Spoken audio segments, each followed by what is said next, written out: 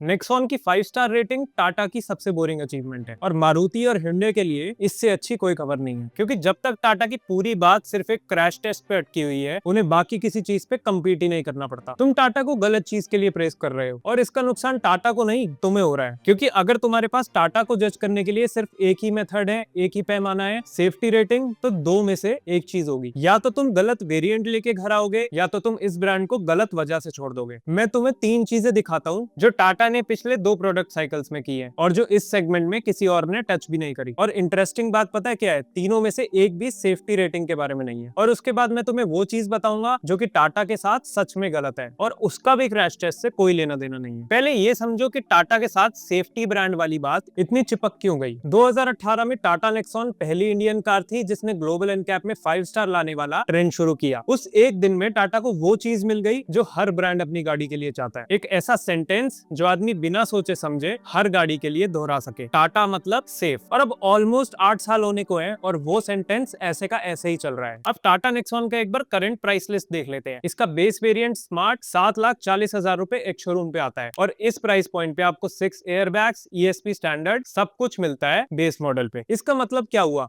Safety अब टाटा का differentiator नहीं रहा, वो इसके लिए एंट्री टिकट बन गया है। तो अब ये सवाल आप अपने आप से पूछो कि अगर टाटा के लिए वो एंट्री टिकट बन गया है और एक कांस्टेंट बन गया है, तो टाटा को अब आप किस चीज पे जज करने वाले हो? और अगर इस क्वेश्चन का जवाब तुम्हारे पास नहीं है, तो जब तुम शोरूम में जाओगे तो तुम डीलर की सुनोगे और डीलर का काम तुम्हें तुम्हारे लिए बेस्ट वेरिएंट बेचना नहीं है। और यही चीज मारुति और hyundai के लिए काफी अच्छी है, क्योंकि जब तक बात क्रैश टेस्ट पे अटकी हुई है, मारुति और hyundai को सिर्फ एक चीज पे काम करना है, वो है सेफ्टी रेटिंग्स। इंजीनियरिंग और प्रोडक्ट पे काम करने की कोई खास जरूरत नहीं है। अब पहली चीज देख लेते हैं, सीएनजी। इंडिया में सीएनजी कार लेना कुछ साल पहले एक समझौता माना जाता था। क्यों? क्योंकि उसके बूट को सीएनजी बूट कहा जाता था या फिर उसके बूट को सिलेंडर बूट कहा जाता था, जिसमें अगर आप अपनी फैमिली के साथ ट्रिप पे जाने वाले हो तो आपके बैग्स उसमें नहीं आने वाले। तो वो एक बहुत बड़ा कॉम्प्रोमाइज रहता था। टाटा ने अपनी डुअल सिलेंडर ICNG टेक्नोलॉजी लाने के बाद इस चीज का गेम ही पलट दिया। और सबसे बड़ी बात, सीएनजी का फ्यूल ऑप्शन बाकी ब्रांड्स नेचुरली एस्पिरेटेड इंजन पे देते हैं और टाटा ने नेक्सॉन के साथ टर्बो में देके इसका गेम भी चेंज कर दिया। बाकी ब्रांड्स को देखो तो सीएनजी हमेशा बेस या मिड वेरिएंट्स तक सीमित रहता है। Sunroof, ventilated seats, 360 degree camera जैसे फीचर्स सीएनजी गाड़ी में भूल ही जाओ। पर टाटा ने यहाँ भी गेम बदली है और अपनी सीएनजी गाड़ी में टॉप वेरिएंट देने लग गए हैं। ये तीनों प्रॉब्लम सालों से सब जानते थे, बट सॉल्व किसी ने नहीं की थी और सबसे पहले सॉल्व करने वाला टाटा बन गया। टाटा ने टर्बो पेट्रोल इंजन पे सीएनजी दे दिया। और ये सिर्फ ये बात नहीं है कि टाटा ने पहले कर दिया, आज भी ये चीज कोई ब्रांड नहीं देता। टाटा नेक्सॉन में सीएनजी मोड में 20 PS कम पावर आती है, पर टॉर्क वही रहता है। और टॉर्क ही वो चीज है जो 4 लोगों को बिठा के सामान के साथ गाड़ी को आगे खींचती है। मतलब फ्लाईओवर पे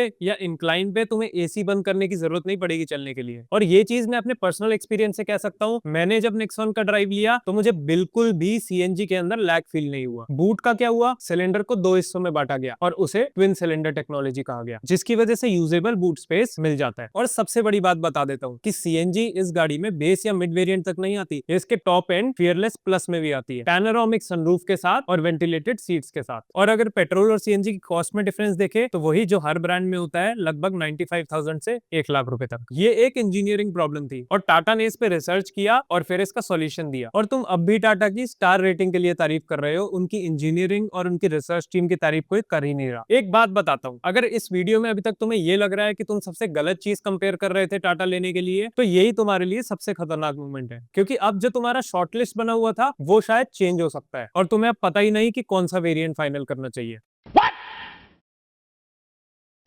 तो ऐसी प्रॉब्लम्स के लिए आपकी हेल्प करने के लिए मैं यहाँ पे हूँ। मैं अपनी 1-on-1 कंसल्टेशन टॉपमेट पे ऑफर करता हूँ और अभी तक जितने भी लोगों ने लिए उनका एक्सपीरियंस काफी अच्छा था। आपका बजट, आपका यूज केस, कौन सी गाड़ी आप प्रेफर कर रहे हो, मैं उसमें आपसे कुछ बेसिक से क्वेश्चंस पूछूंगा और उसके बाद आपके लिए रिसर्च करूंगा और आपकी गाड़ी फाइनलाइज करवाने में आपकी पूरी हेल्प करूंगा, सिर्फ आधे घंटे की 1-on-1 वीडियो कॉल पे।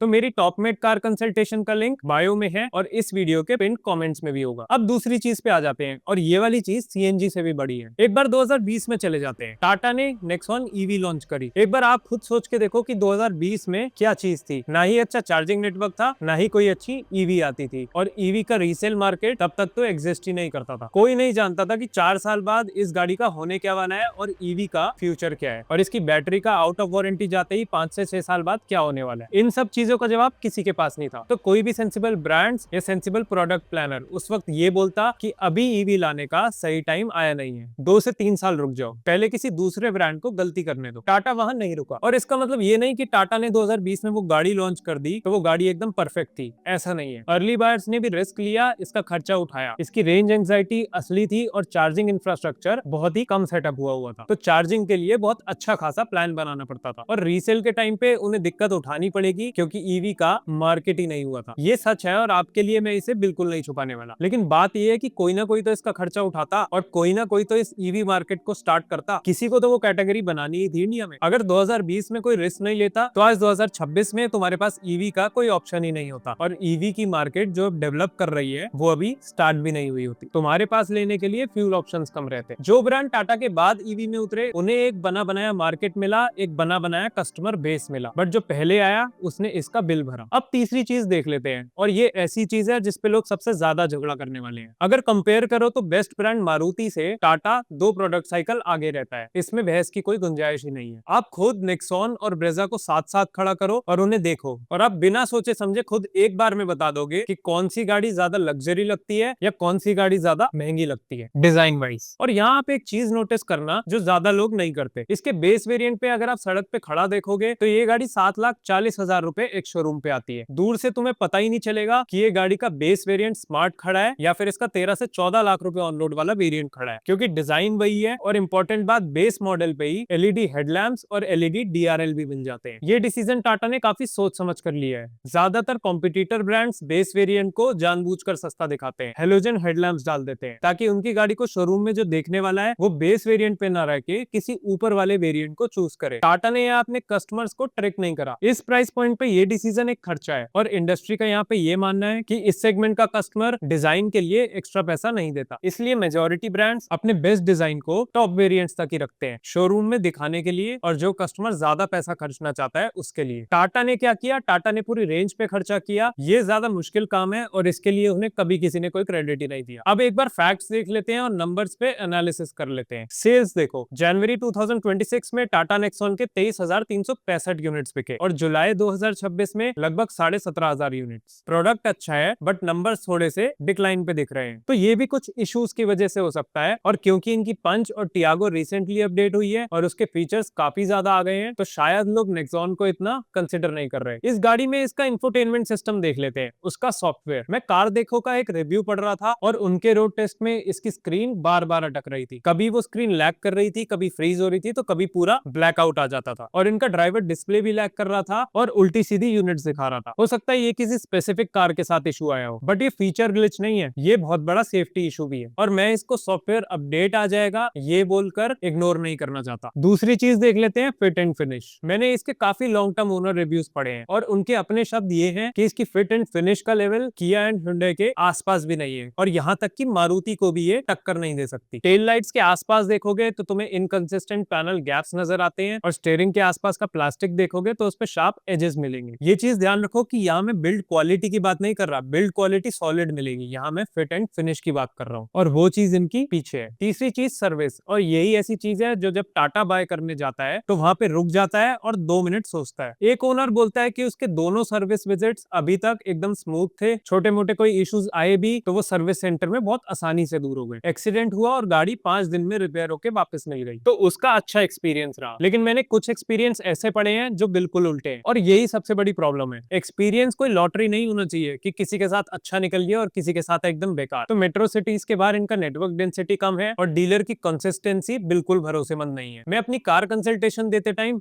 हर बायर को ये समझाता हूँ कि अगर आपके घर के पास वाला या जिस पे आप सर्विस करवाने वाले हैं वो टाटा सर्विस सेंटर अच्छा है तो आप टाटा की गाड़ी लेने से पहले ज्यादा मत सोचो, क्योंकि इनका प्रोडक्ट अच्छा रहता है। और एक लास्ट चीज, इनकी गाड़ियों पे जब भी ये नई लॉन्च होती है इनका वेटिंग पीरियड काफी ज्यादा रहता है, तो इतने में कस्टमर को गाड़ी नहीं मिलती और वो मारुति पे जाता है और हाथों हाथ गाड़ी ले आता है। अब आ जाते हैं फाइनल चीज पे कि वर्डिक्ट क्या है। इंजीनियरिंग एम्बिशन इन दिक्कतों से भारी पड़ती है बट हर कस्टमर के लिए नहीं। ये गाड़ी उस कस्टमर के लिए है जिसके शहर में टाटा के काफी सर्विस सेंटर्स हैं और जिसके पास वाले सर्विस सेंटर जिसपे वो सर्विस करवाना चाहता है वो अच्छा है, जिसकी डेली रनिंग ज्यादा है और डेली रनिंग हाईवे पे है तो उसे टर्बो के साथ सीएनजी मिल जाएगा और ये कॉम्बिनेशन आपको किसी और गाड़ी में मिलने ही नहीं वाला। जैसे छोटे मोटे टेक ग्लिचेस से और गाड़ी में हल्के फुल्के इश्यूज से ज्यादा दिक्कत नहीं है और वो प्रोडक्ट देखना चाहता है और उसकी इंजीनियरिंग पे पैसा लगाना चाहता है, तो ये गाड़ी उसके लिए है। जो ये मान चुका है कि पैनल गैप्स इनकंसिस्टेंट मिलेंगे और इंफोटेनमेंट कभी कभी नखरे कर सकता है, तो वो इस गाड़ी के साथ जी सकता है। और एक चीज और, अगर आप सीएनजी लेना चाहते हो और आपका बजट इस गाड़ी तक ही जाता है, तो आपके बजट में एक टॉप मॉडल फियरलेस सीएनजी आ सकती है, जिसमें आपको पैनोरामिक सनरूफ, वेंटिलेटेड सीट्स जैसे फीचर मिल सकते हैं। तो आप सीएनजी के साथ साथ लग्जरी फीचर्स का भी मजा उठा सकते हो, जो आपको बाकी गाड़ियों में या बाकी ब्रांड की गाड़ियों में मिलेगा नहीं। तो वर्डिक्ट सुनने के बाद अब वापस वहां आ जाते हैं जहां से वीडियो शुरू हुई थी, कि नेक्सॉन की 5 स्टार रेटिंग उसकी सबसे कम इंटरेस्टिंग बात है। हाँ, 2018 में जब ये गाड़ी लॉन्च हुई थी, वो इसकी एक अचीवमेंट थी। अब 2026 में ये सिर्फ एक बेयर मिनिमम बन के रह गया है। असली बात ये है कि पिछले 2 प्रोडक्ट साइकिल्स में टाटा ने इस देश में इंजीनियरिंग रिस्क सबसे ज्यादा लिया है। सीएनजी का प्रॉब्लम पहले उन्होंने सॉल्व किया था, ईवी से इंट्रोडक्शन उन्होंने करवाया था और उसका बिल भी उन्होंने भरा। तो मेन बात ये है